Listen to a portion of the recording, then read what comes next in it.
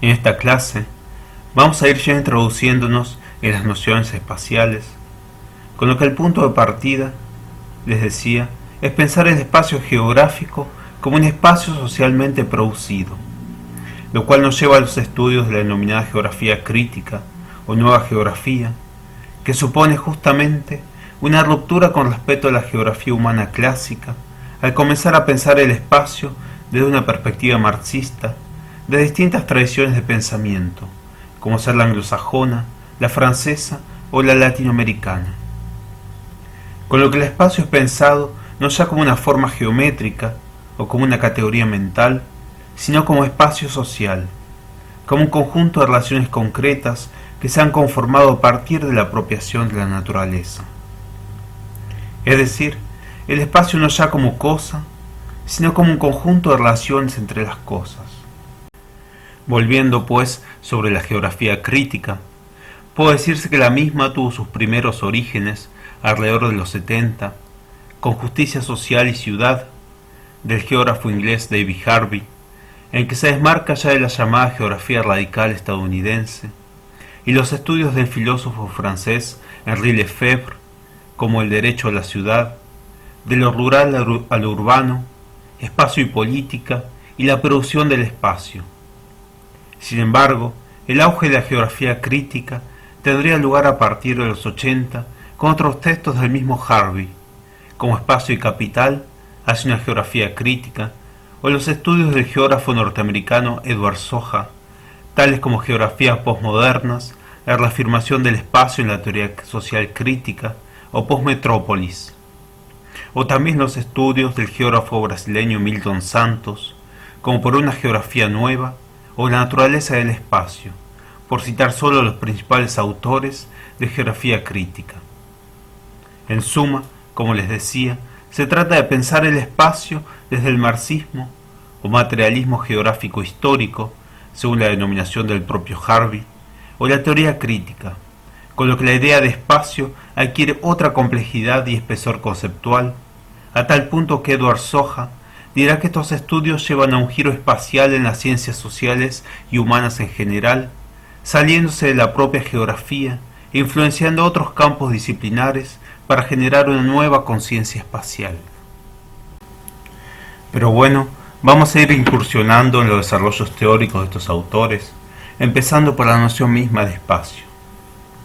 Milton Santos, en una serie de acercamientos sucesivos, dirá que el espacio geográfico puede pensarse como un conjunto de fijos y flujos, como la articulación de una configuración territorial y relaciones sociales, como un conjunto indisoluble, aunque también contradictorio, de sistemas de objetos y sistemas de acciones. En este sentido, agrega, el espacio geográfico tiene que ser considerado como algo que participa igualmente de la condición de lo social y de lo físico, un mixto, un híbrido. Detengámonos en este punto. Cuando Santos habla de un sistema de objetos, está hablando también de la naturaleza, pero una naturaleza ya trabajada, en la que la especie humana ha inscrito sus fines o intencionalidades, y estas intencionalidades han vuelto parte de la naturaleza, lo que se conoce como segunda naturaleza. Es decir, que tanto la sociedad como la naturaleza están implicadas en esta noción de espacio. No hay, pues, una naturaleza exterior a la sociedad, ni sociedad sin naturaleza, sino que la sociedad, en tanto sistema de acciones, ha transformado la naturaleza, en mayor o menor medida, en un sistema de objetos, dejando atrás la disociación entre naturaleza y sociedad para pensar en los términos de una unidad dialéctica, lo que puede traducirse, en otros términos, como una inseparabilidad entre forma y contenido, lo que nos lleva, dice Santos, a la noción híbrida forma-contenido, que se correspondería a esta nueva noción de espacio geográfico. Por otro lado, Henri Lefebvre dirá que el espacio es político, que el espacio es un producto social, en tanto es a través del espacio que se reproducen las relaciones de producción existentes, con lo que cada sociedad produce una determinada organización del espacio, es decir, que el modo de producción organiza, produce el espacio y el tiempo conforme a sus finalidades prácticas. Y este espacio producido, transformado por el trabajo humano, es teóricamente distinguible, pero no separable, dice, del espacio primario de la naturaleza, materia y matriz de la producción.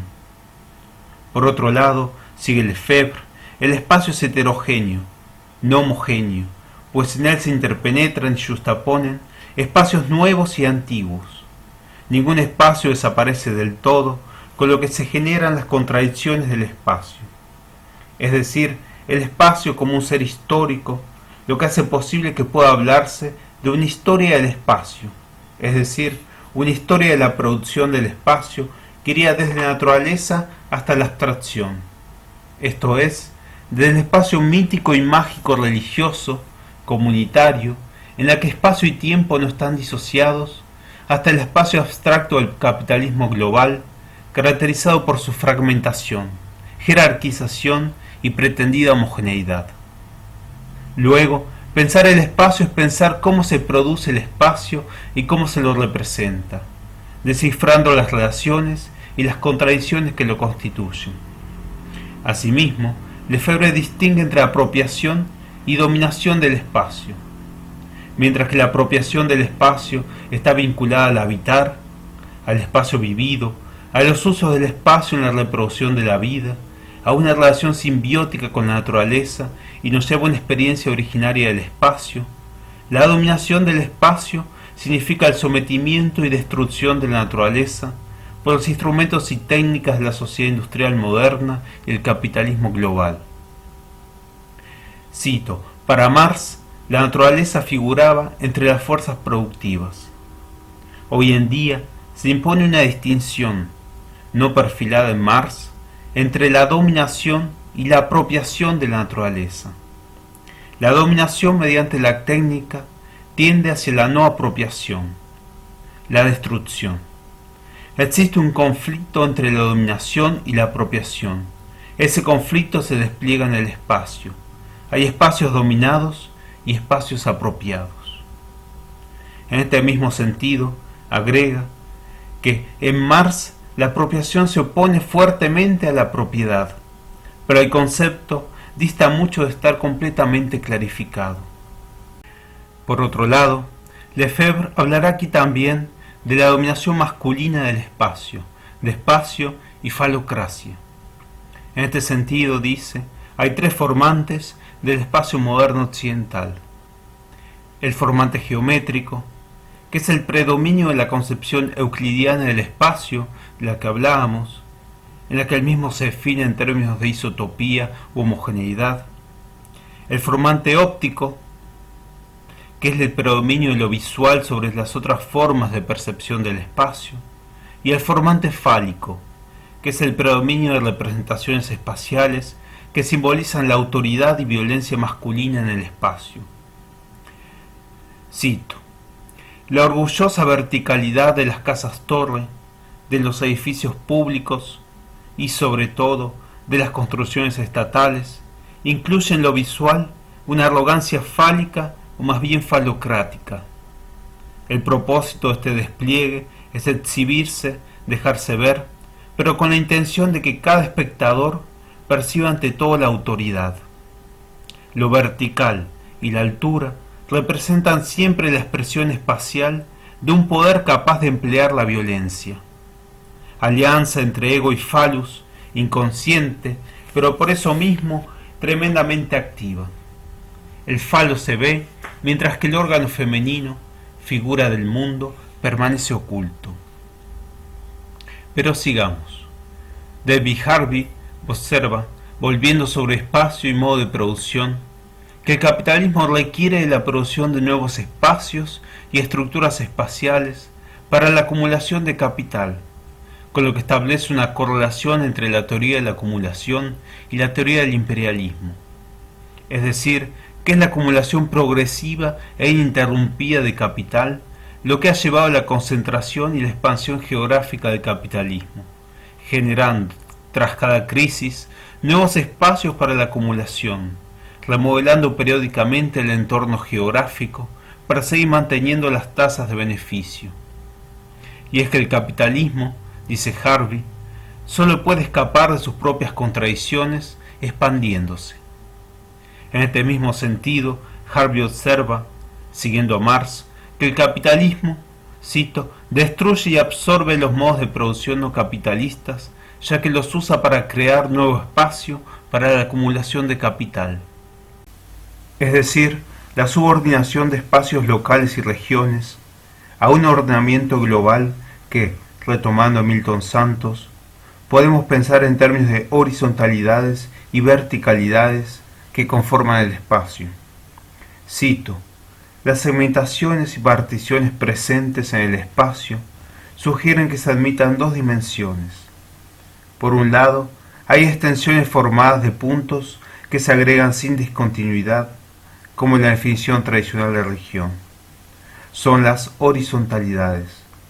Por otro lado, existen puntos en el espacio que, separados de otros, aseguran el funcionamiento global de la sociedad y de la economía.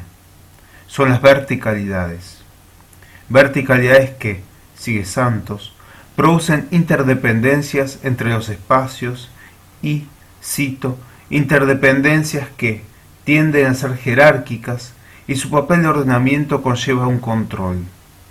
La jerarquía se realiza por medio de órdenes técnicas, financieras, políticas, que constituyen la condición de funcionamiento del sistema. El creciente proceso de homogeneización se realiza, pues, a través de una progresiva jerarquización. La homogeneización exige una integración dependiente referida a un punto en el espacio, dentro o fuera del mismo país. La incorporación de esos nexos y normas externas tiene un efecto desintegrador de las solidaridades locales hasta entonces vigentes, con la pérdida correlativa de la capacidad de gestión de la vida local.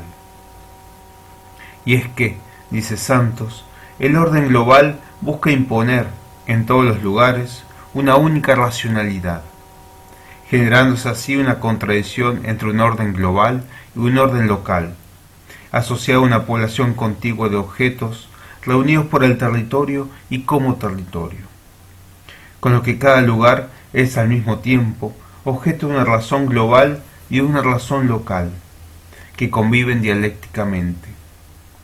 Luego, Santos asocia orden global con desterritorialización y orden local con reterritorialización, pero esta es una discusión que retomaremos con Rogerio Hesbert en relación con el concepto de Santos de alienación territorial.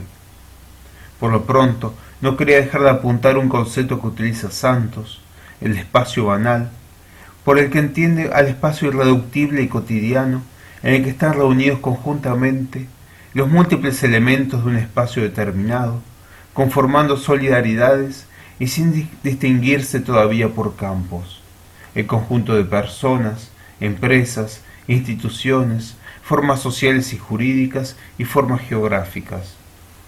Podríamos decir entonces que el espacio banal es el espacio concreto, con lo que el territorio, dice Santos, puede pensarse como un agregado de espacios banales cuya cohesión estaría dada por los usos del espacio. En fin, lo que quería con esta exposición es solo ilustrar esta otra noción del espacio de la geografía crítica, pasando del espacio abstracto matemático a un espacio concreto de las relaciones sociales, pasando de la dicotomía naturaleza-sociedad a las nociones de unidad dialéctica y metabolismo social, en el que cada sociedad ha producido su propia naturaleza, transformándola según sus fines. En este sentido, el giro espacial ha venido a significar la problematización de los espacios, o si se quiere, la introducción de la variable espacial en las investigaciones sociales, lo que ha llevado a nuevas problemáticas y líneas de investigación, como por ejemplo los estudios sobre urbanismo y su desarrollo, los suburbios, los guetos, la exclusión espacial, el derecho a la ciudad y la justicia espacial, cuestiones sobre las que ya volveremos más adelante y que trataremos de abordar ya de una perspectiva antropológica.